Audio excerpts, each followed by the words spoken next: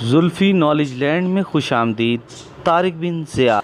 جب اس مقفل عمارت اور صندوق کو کھولا جائے گا تو وہ قوم جس کی تصویریں اس صندوق میں بنی ہوئی ہیں جزیرہ اندلس میں داخل ہوگی، اور جن لوگوں کے ہاتھوں میں ملک ہوگا ان کی حکومت جاتی رہے گی۔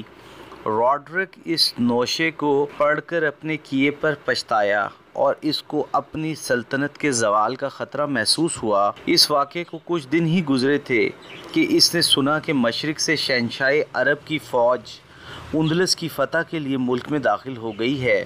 طارق کی ان پیش قدمیوں سے، جن سے چند شہر قبضے میں آئے تھے، اس علاقے میں ہلچل مچ گئی۔ ڈیوک تھیوڈومر اس علاقے کا گورنر تھا۔ وہ ان اجنبی حملہ آوروں کو ساحل پر دیکھ کر کراسمیا ہو گیا۔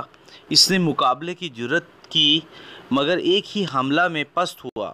راڈرک ان دنوں شمالی علاقہ بسکے میں دشمنوں سے سفارہ تھا۔ تھیوڈومر نے راڈرک کے پاس ایک تیز رفتار قاصد بھیجا اور ان اجنبی حملہ آوروں کے ساحل پر اترنے کی اطلاع ان لفظوں میں دی: ہماری زمین پر ایک بلا اتر پڑی ہے۔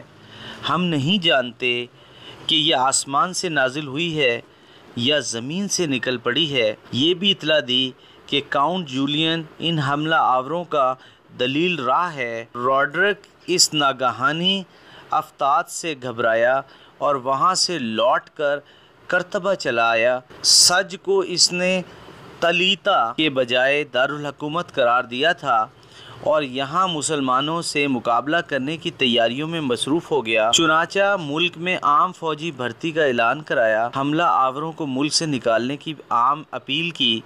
لوگوں نے اس کی تحریک پر لبیک کہا اور جوگ در جوگ قرطبہ آ کر فوج میں شریک ہوئے۔ نیز اس نے مذہب و وطن اور قوم کے نام پر اپنے مخالفین کو بھی بلایا۔ چنانچہ خاندان گات کے 3 شہزادے بھی اپنے حلقہ اثر سے فوج اکٹھی کر کے اپنے جانثاروں کے ساتھ دارالحکومت کی طرف چل کھڑے ہوئے، مگر انہیں راڈرک پر بھروسہ نہ تھا، اس لیے انہوں نے شہر میں داخل ہونے سے گریز کیا اور قرطبہ سے باہر وادی کبیر کے اس پار مقام تکنندی میں فوج کے ساتھ اترے۔ رفتہ رفتہ یہی مقام فوجی چھاؤنی بن گیا اور راڈرک کا لشکر 1 لاکھ کی تعداد تک پہنچ گیا۔ ادھر طارق نے اتنی بڑی جمعیت کے فراہم ہونے کا حال سنا، کچھ سراسیمہ ہوا۔ اس نے موسیٰ بن نصیر کو تفصیلات کی اطلاع دے کر کمک طلب کی۔ موسیٰ بھی غافل نہ تھا، وہ کمک کے لیے پہلے سے کشتیوں پر کشتیاں تیار کرا رہا تھا۔ چنانچہ کمک کی طلب کے ساتھ ہی اس نے 5000 فوج بھیجی اور اب اسلامی لشکر کی مجموعی تعداد 12000 ہو گئی۔ اس اثنا میں راڈرک کوچ کرتا ہوا جنوبی اندلس کی طرف چلا۔ ادھر طارق نے بھی اسلامی لشکر کو آگے بڑھایا اور دونوں فوجوں کا سامنا دریائے گوڈلیٹ کے داہنے کنارے بحر محیط کے ساحل سے تقریباً 7 میل کے فاصلے پر مقام شریش میں ہوا۔ دونوں فوجوں نے آمنے سامنے ڈیرے ڈال دیے اور طرفین لڑائی کی تیاری میں مصروف ہو گئے۔ راڈرک کی یہ 1 لاکھ سپاہ گھوڑوں اور قیمتی اسلحہ سے آراستہ تھی۔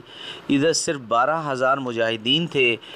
اگرچہ یہ بڑے قوی ہیکل جنگجو اور بہادر تھے، مگر ان کے پاس نہ گھوڑے تھے اور نہ مکمل اسلحہ۔